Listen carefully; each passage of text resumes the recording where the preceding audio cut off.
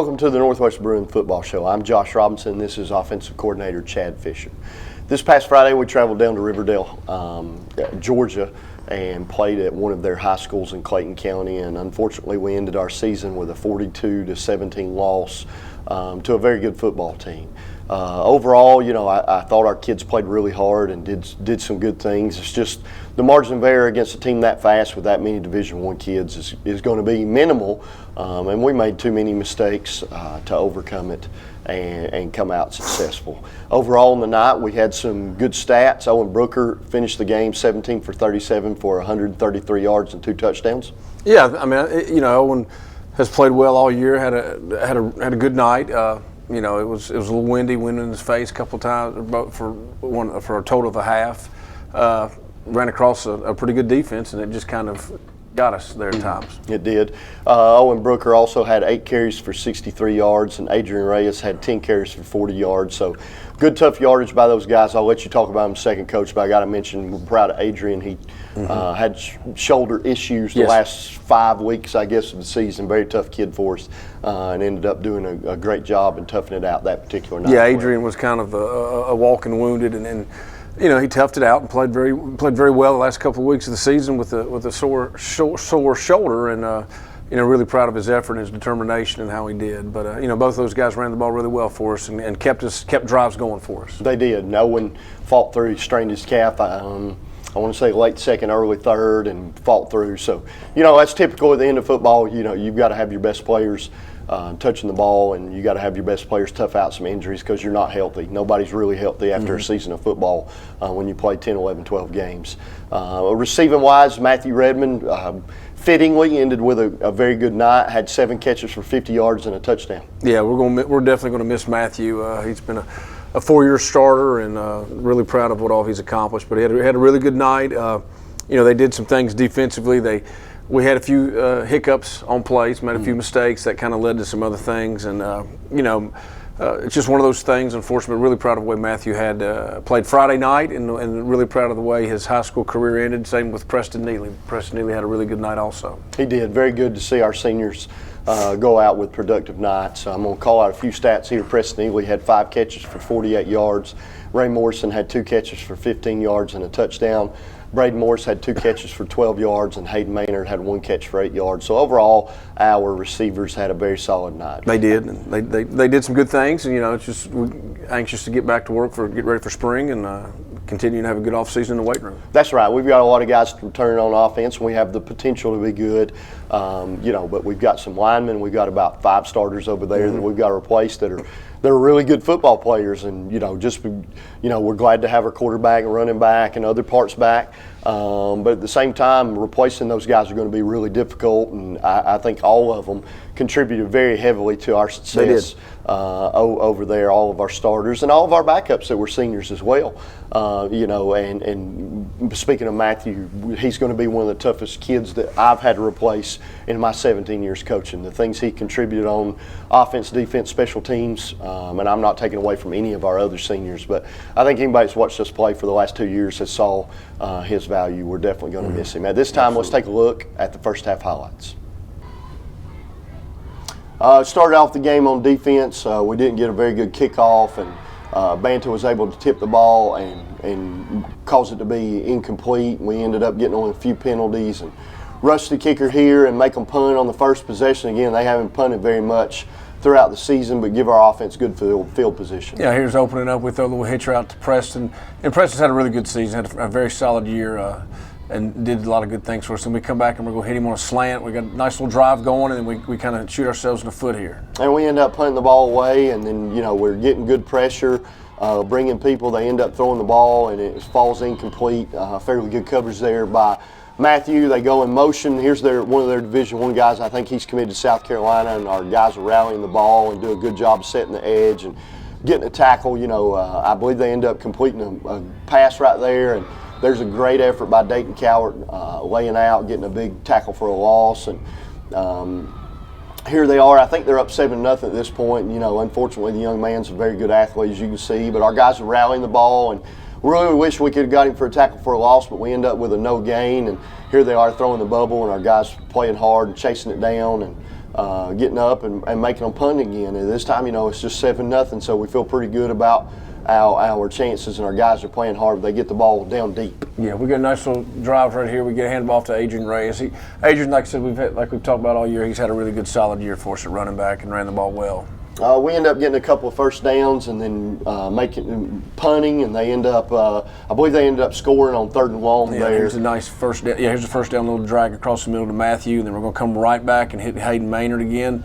So we had some good success right there on moving the ball out of spread a little bit, out of the empty set. We in the first quarter, they scored a couple of times there late on long pass plays and go up 20-0.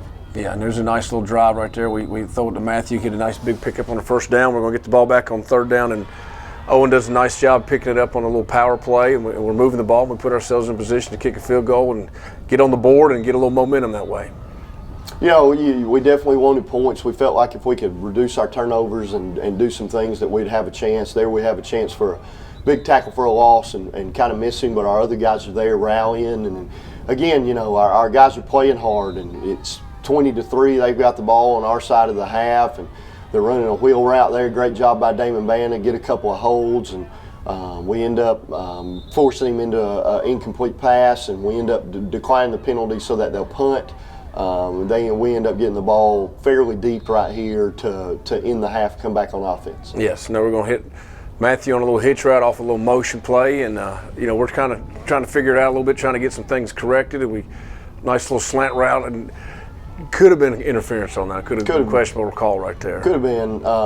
They get the ball again right at the very end of the half, and our guys are able to get some tackles, and they're down deep, and again, things are looking bleak, but you can see our guys playing hard, and that's the reason nobody should ever question our guys' heart and soul and what they're trying to do. They try to do what we ask them to. We're applying pressure. Again, the young man's very slippery, and fortunately he throws a fairly good ball to one of their Division I kids. It comes up incomplete, and we get the ball back. Yeah, here's a nice little scramble play. This is right before the end of the half, and Owen does a good job, picks up big yards for us, keeps the chains moving a little bit. We're buried deep in our own territory. We had a penalty, so now we get the ball back, and now it has a beautiful run right here. We get a first down, and now we have trying to make something happen right before the end of the half.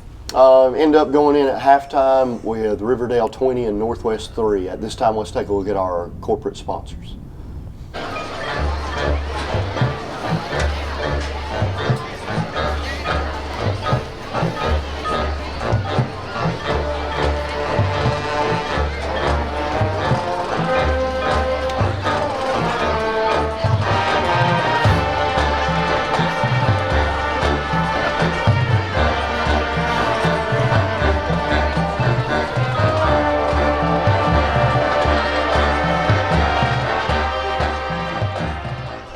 Welcome back to Northwest Football. This past Friday, our defense had some really good moments.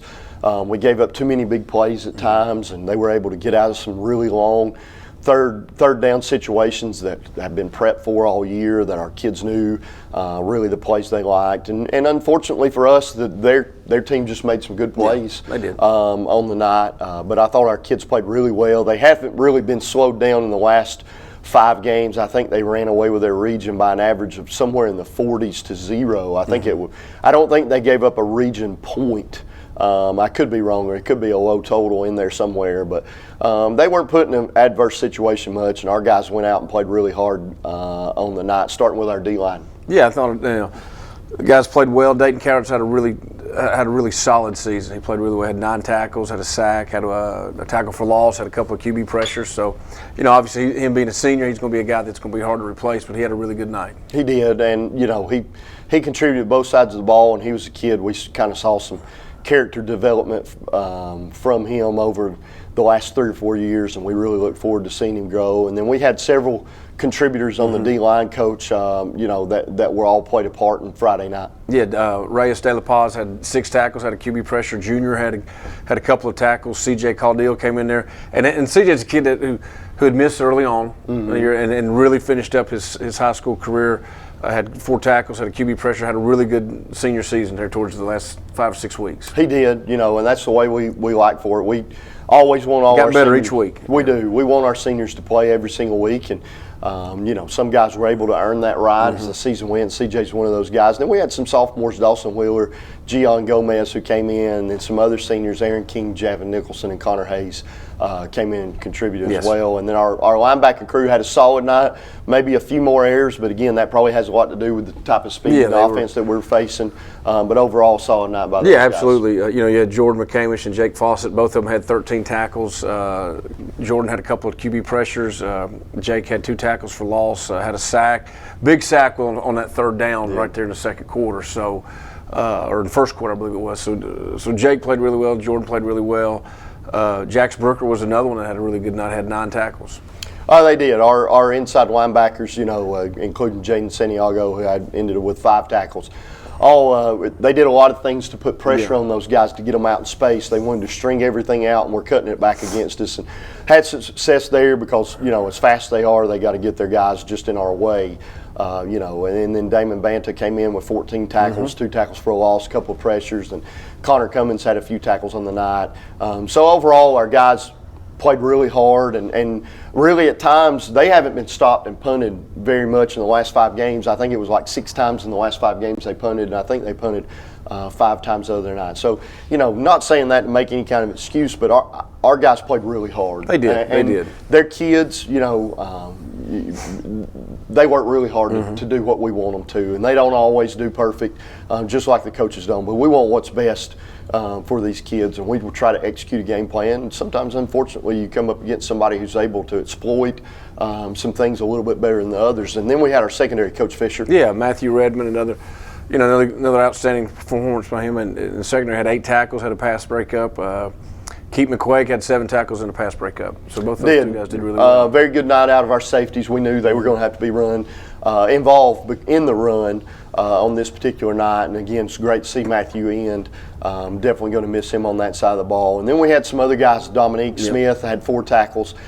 Preston Neely was able, his senior year, to come in, and contribute on defense, which he never really has in high school. Played a little bit last year, but was very instrumental in our last few games, and he ended up with 4 tackles. And thankfully, Damian Sarrett got a few plays in.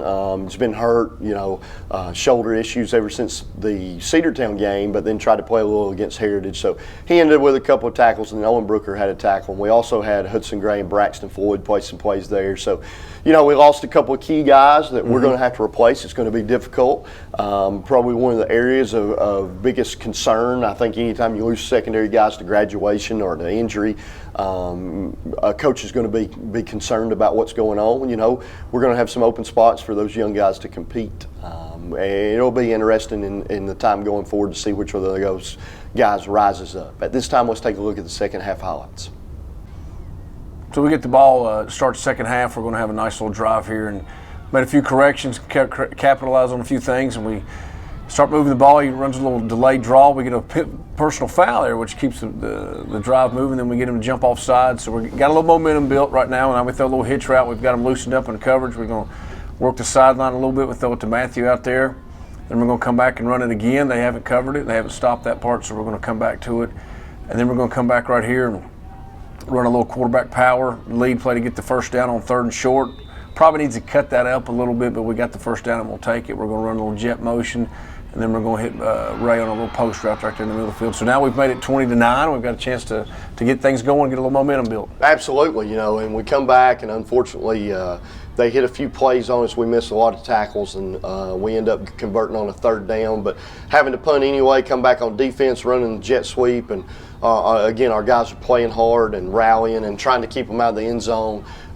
Good tackle right there by Jaden Santiago. I believe the cutback was about to be open. I believe they ended up scoring right there to make it 27-9. Yeah, nice little catch. Braden bobbled a little bit, by the way, to stay with it and stay focused on the ball. Then we're going to run a little counter play, and Adrian does a nice job running. You can tell he's running a little gimpy with his shoulder, kind of a little sore right there, but he does a good job getting the first down and keeping the drive going.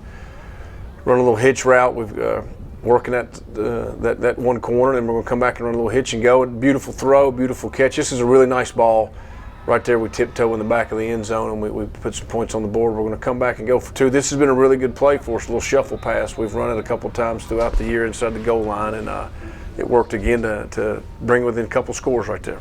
And our kids still fight, and unfortunately you can see their athleticism. Great hustle by C.J. Caudill, one of our seniors, coming down, going to the fourth quarter, and they're still trying to score, throwing the ball deep. Good coverage by Keaton McQuaig coming up and knocking it incomplete. Their guys are going in motion, trying to throw it to him, and big sack by Jake Fawcett. Get the ball back despite all the bad things that's happened. The mistakes that we've made, we've still got a chance to pull within 2 scores right here in the fourth quarter. We know it's going to be difficult against a fast defense like they have and all the Division I kids. We end up stalling out and having to punt on offense, and here they are running the ball in the fourth quarter. And I thought our guys just continue to play hard, and I believe they end up scoring on this particular drive. But where they really were throwing the ball deep last 3 or 4 games, up big in the second half, and our guys refused to just lay down and let them go score. And I think they had scored there, but we pick up a big run with Adrian Reyes, and they're getting the ball back. They're consistently getting the ball back at midfield, and our defense is just refusing to kind of give up. They keep playing hard. There's Damon Banta and I believe Dayton Cowart running the ball, and then we have several other guys that I saw: Connor Cummins, Dominic Smith, a couple of sophomores in on the tackle. There's a really good play again by, I believe, Damon Banta, who played really well for us all year long. And we end the season and the game, unfortunately, with Riverdale 42 and Northwest 17.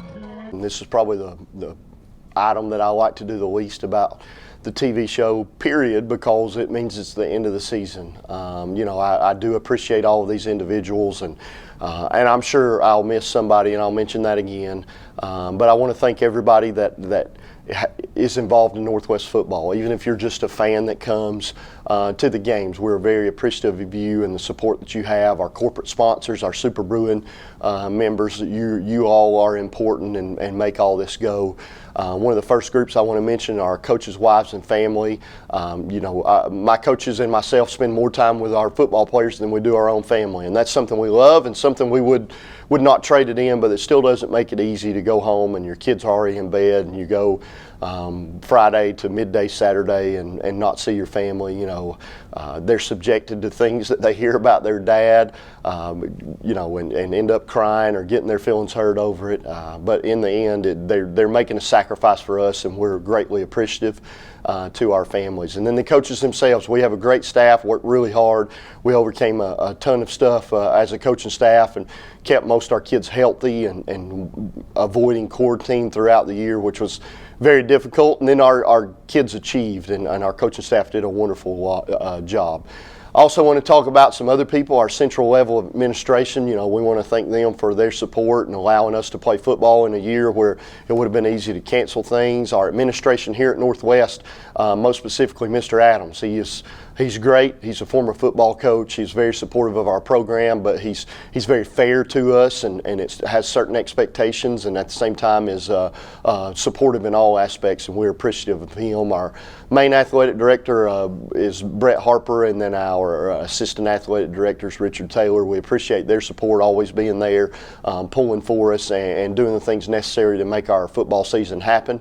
Then we have Katie Sanders, who is our athletic secretary, who's also a friend and just does a ton of things for the football program behind the scenes that some people wouldn't even know. But she's a great assistance to me and getting our boys' paperwork in and such, and we're appreciative of her. Dwayne Maynard is our technology coordinator, does our TV show, amongst many other things, and we're so appreciative of what he's done. Our quarterback club officers, working hard to get everything together, putting in extra time. It's not always easy, but they want to see our football program succeed, so they were there to push for that. And then our quarterback club in general, it takes a lot of money and a lot of funding, and our guys pushed and were able to raise a significant amount of funds, especially in such a crazy, financially difficult year such as 2020. I want to thank what we call the crew, headed up by Brandon Floyd, for getting everything to the games, setting up on the sidelines. Just such a great help. One less thing for the coaches to have to do.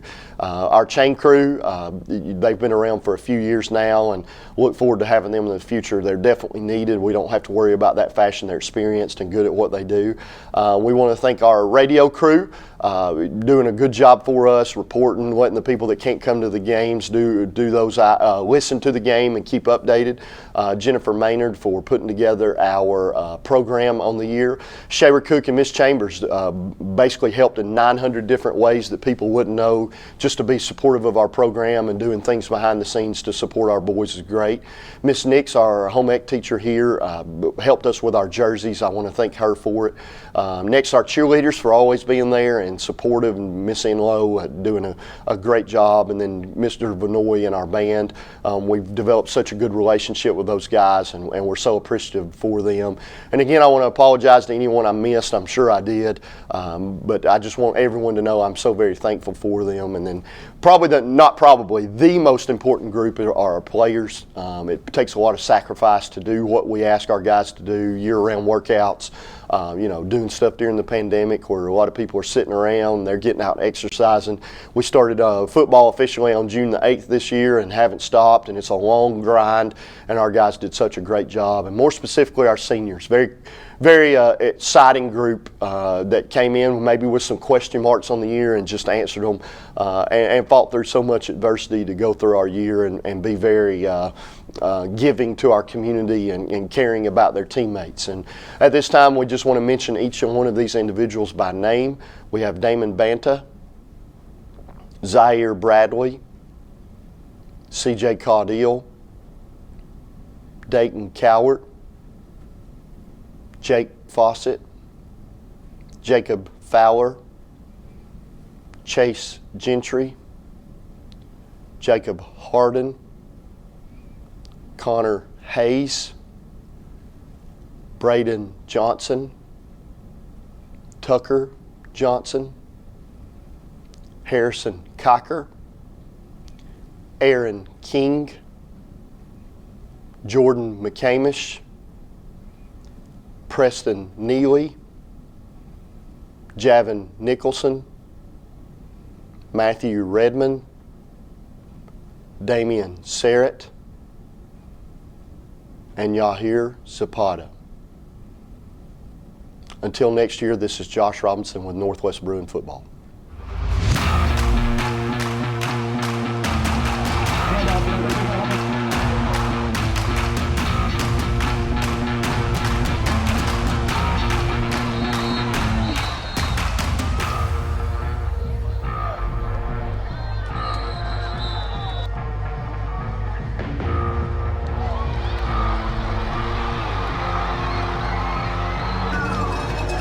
A 64-yard touchdown pass from Black Owen.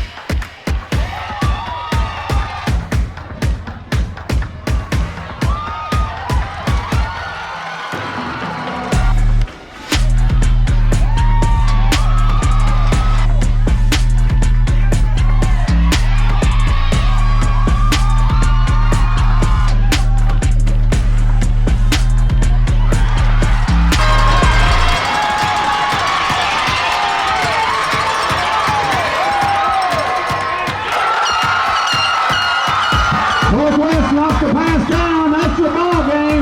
Northwest wins 28-24.